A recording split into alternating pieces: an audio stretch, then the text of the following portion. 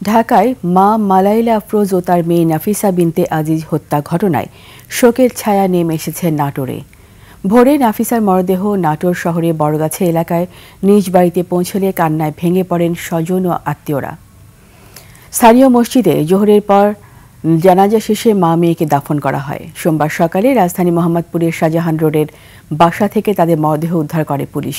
ধারণা করা হচ্ছে গৃহকর্মী আয়েশা পরিচয় থাকা এক নারী তাদের হত্যা করে নাফিসার স্কুল ড্রেস পরে পালিয়ে যায়।